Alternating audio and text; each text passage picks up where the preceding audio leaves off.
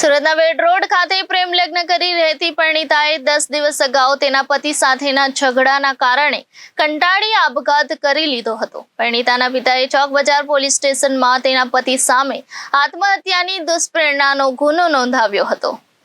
પોલીસે આરોપી પતિની ધરપકડ કરી વધુ કાર્યવાહી હાથ ધરી છે। અત્રે ઉલ્લેખનીય છે કે રમતા રમતા 1.5 વર્ષનો પુત્ર શાકની તપેલી ઉપર પડ્યો હતો, જેથી પુત્રનું ધ્યાન નથી રાખી શકતી એમ કહી ઝઘડો કરી માર મારતા પરિણીતાએ આપઘાત કરી લીધો હતો। ચોક બજાર પોલીસ પાસેથી મળતી માહિતી મુજબ મહારાષ્ટ્રના ધામણ ગાંવ કોહલા ખાતે રહેતા 49 વર્ષીય મંગલ પ્રભુભાઈ પવારની દીકરી ચેતનાના લગ્ન તેના જ ગામમાં વસવાટ કરતા અને હાલમાં સુરતમાં વેડ રોડ પર ધ્રુવ તારક સોસાયટીમાં રહેતા રત્ન કલાકાર પ્રવીણ સુદામા જાદવ સાથે થયા હતા। ચેતનાએ પ્રવીણ સાથે પ્રેમ લગ્ન કર્યા હતા।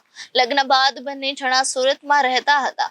3 વર્ષના લગ્ન દરમિયાન પ્રવીણને અવારનવાર ચેતનાને નાની વાતમાં મેણાતોણા મારી શારીરિક અને માનસિક ત્રાસ આપતી માર મારતો હતો। ગત 5 મેના રોજ બપોરે 1.5 વર્ષના દીકરા પર રમતા રમતા શાક ઢોળાયું હતું, જેથી તેના પતિ પ્રવીણે ચેતનાને અપશબ્દો આપી માર માર્યો હતો। ચેતનાને માઠું લાગી આવતા સાંજે 4:15 વાગ્યાના અરસામાં તેણીએ ઘરમાં ગળે ફાંસો ખાઈ આપઘાત કર્યો હતો। ચેતનાને તેનો પતિ હોસ્પિટલ લઈ ગયો હતો અને સારવાર દરમિયાન તેનું મોત નીપજ્યું હતું।